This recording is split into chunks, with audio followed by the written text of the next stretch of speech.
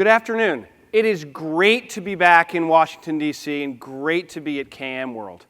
When we looked at the calendar for what we were doing and planning around knowledge and content, knowing that we were going to be doing a lot at our Ignite conference in Florida and that KM World would be the same week, we thought it was still really important for someone to do the Phil Collins Live Aid trip back and forth to a different conference in the middle of another conference. So I'm really excited to be able to be here and let you know what we have coming on.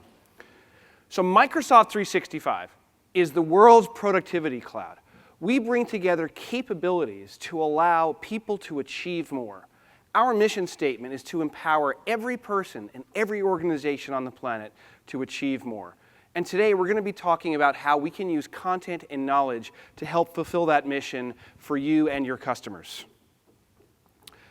Microsoft 365 has traditionally been organized around capabilities for collaboration, for security, and for business process. But this week, we're really proud to introduce knowledge as a core pillar for what Microsoft 365 means. This is a major initiative at Microsoft now. We have a large pool of engineers. This has a top-level commitment from our CEO, Satya Nadella, to make sure that knowledge is the key distinguishing attribute of the Microsoft 365 cloud. And we'll take a look at what's going on with that. Knowledge is at the heart of everything we do. One of the things that we've learned is that there is nothing as powerful as an idea.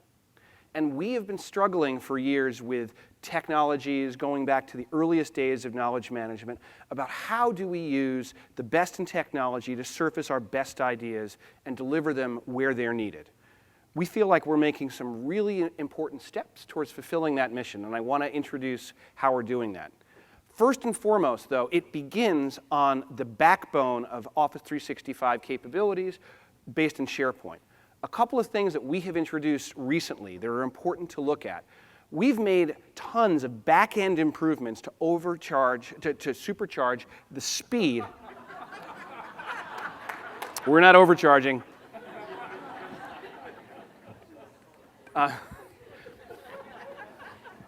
So we have massively improved the speed of downloads, the speed of indexing, the number of file types that we support across the suite. One of those core capabilities I'm illustrating here is the fluid framework. On our back end, we no longer store files as files. Instead, we store files as components. We see files as being containers for the key facts and nuggets that live inside of your information architecture. What we're illustrating here is the power of what that means. We're able to take a table from one place inside of a Word document and paste it into Microsoft Teams as a live object. Because that way, as I make edits in one place, the edits are immediately reflected in the other, and vice versa. We can bring the power of co-authoring using the fluid framework.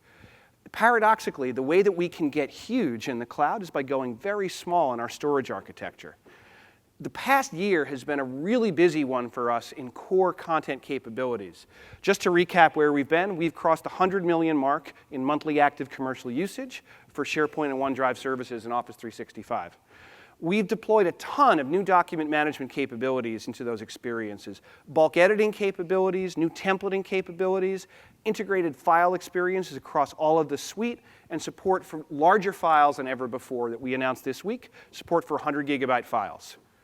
Information governance capabilities, heavy and focus on retention, what we are doing with automatic classification, hierarchical file plans, more than we've ever been able to do in the cloud than before, and the introduction of Microsoft Search. And you don't need to just take our word for it. Last week, Gartner published their content services platform Magic Quadrant for the year. We're real happy that our ongoing investment in content platforms has been reflected in our placement in the Leaders Quadrant in that. And so we appreciate our customers' efforts. Our customers are the ones who drive us forward, and our success to date has been really due in no small part to our customers, our evangelists, and our fans, many of whom are here in this room. So thank you for that. But embarking on this journey has been customer-driven by us. I have spent a ton of time in the last 2 years traveling the world, talking to customers about what it means to be able to deploy content in the cloud. And one theme kept coming over and over again, which is the importance of knowledge in the organizations. So let's take a look. McDonald are a global engineering management and development consultancy. We're in the infrastructure business, so whether it be power or water or telecoms or transport, you've probably touched one of our projects whether you know it or not. Our mission really is to open opportunities with connected thinking. Connected thinking is our approach for connecting content to people and people to content, enabling just-in-time information to allow projects and their teams to get their best value for their clients and for the business. We have 47 practices globally. What that does is ensure that people are sharing the knowledge between themselves and delivering that through to projects. As an engineer at McDonald, you could be involved in 4 or 5 projects per given day. Everybody in the company is part of a different knowledge community, or possibly several. It's sharing that knowledge throughout the business, no matter which section you're in. We think knowledge sharing is going to change extensively over the next decade or so. We find that search is only half the story. We have to do something to assist people, to guide people to find the information they need that's relevant to them. I'm really excited by Microsoft's vision for creating knowledge networks. It fits completely in with our strategy for knowledge management. The idea of connecting people to content, content to people, powered by Microsoft 365, is going to be a game changer for us.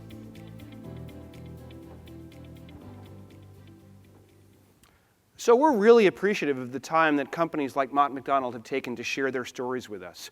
As I mentioned, we've been on this journey for several years. We launched this program with our customers about 6 months ago to build our next generation of solutions for content and knowledge. And Mott MacDonald is one of several dozen customers who have already moved into private preview on the solution I'll be showing you in just a few minutes.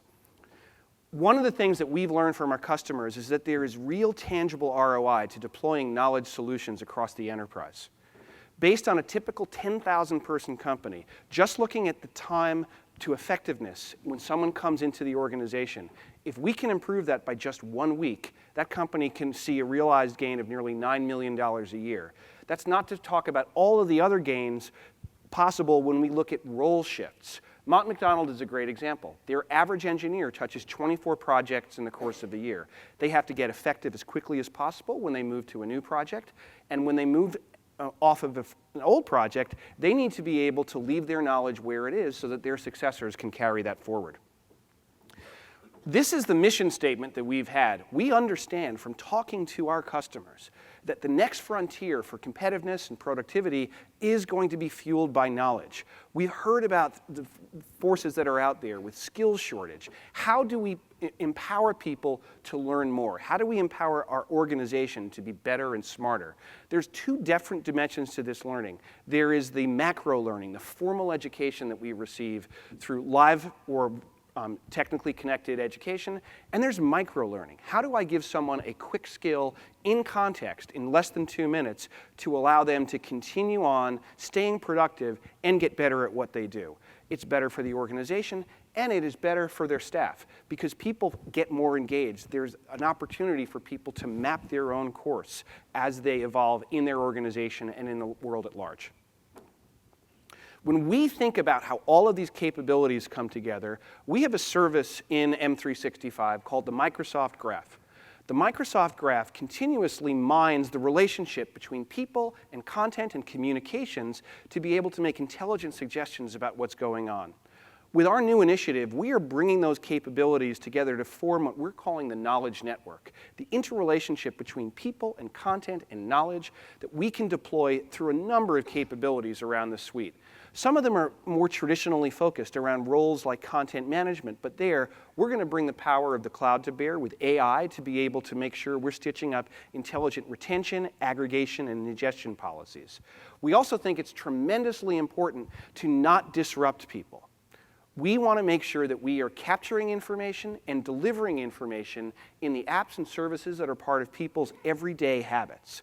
We also recognize that there's tremendous opportunity to learn best practices just from the observations that you can make inside of your tenancy about the workforce and the workflow things that people are doing in the course of ordinary work. Finally, being able to introduce all of this into a framework where I can introduce formal education into the same patterns that I'm using for microlearning. That's why we're introducing this week our new capability called Project Cortex. Project Cortex, at its core, carries 3 promises together, and we're going to take a quick look at those in all the space that we have in a 15-minute keynote.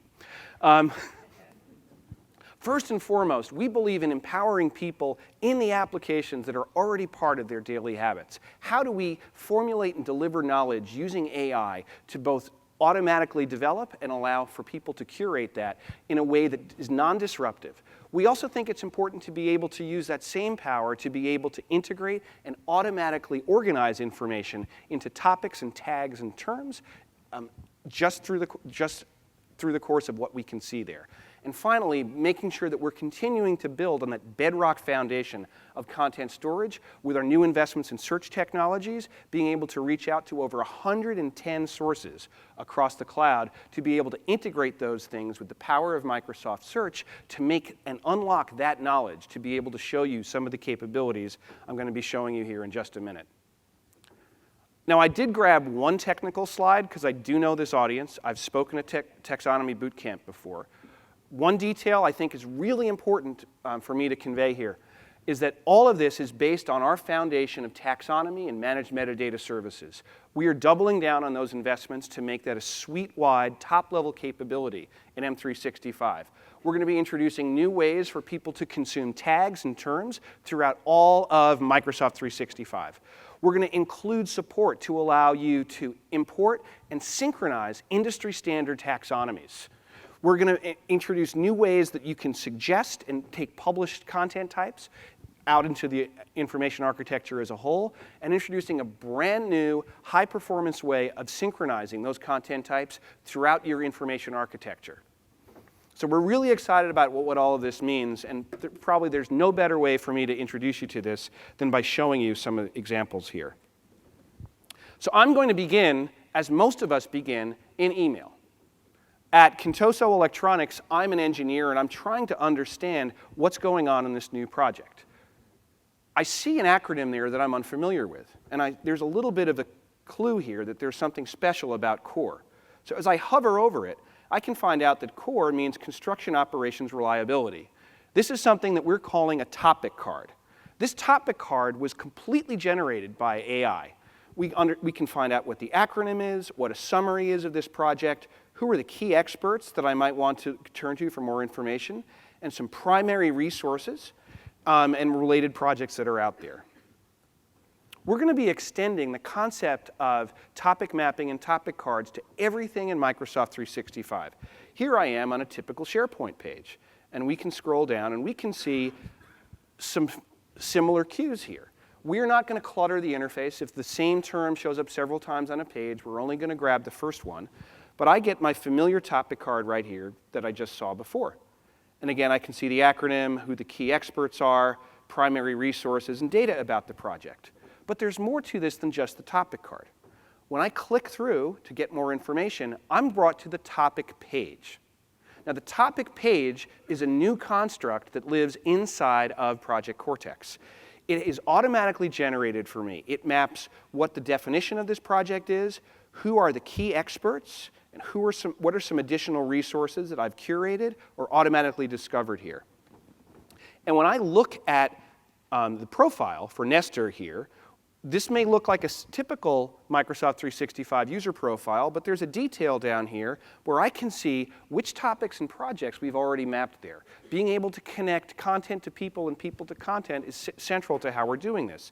So if I have a question about what the Mark 8 project is, again, I can pop up the topic card and learn more about the Mark 8 project just in the context of where I am. I have additional resources available to me here, additional sites that I've mapped. And finally, something we're really proud of, which is the related topic map. This is that knowledge network made real on the screen. I can see what are some of the other topics or projects that are most closely related to this, regardless of where they live in my organization, fully respecting all the security and compliance policies that you may have in place, but allowing me to create that full map of all the key topics I want to pay attention to.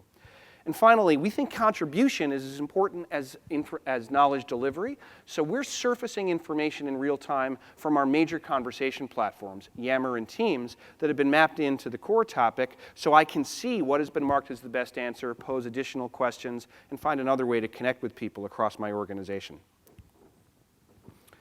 All of this comes together in the top level at what we're calling the Knowledge Center. The Knowledge Center uses Microsoft Graph to give me a filtered list of the topics for education that are going to be most important to me. I can also see my own profile. What am I recognized as an expert for? What topics do I own? What topics am I following?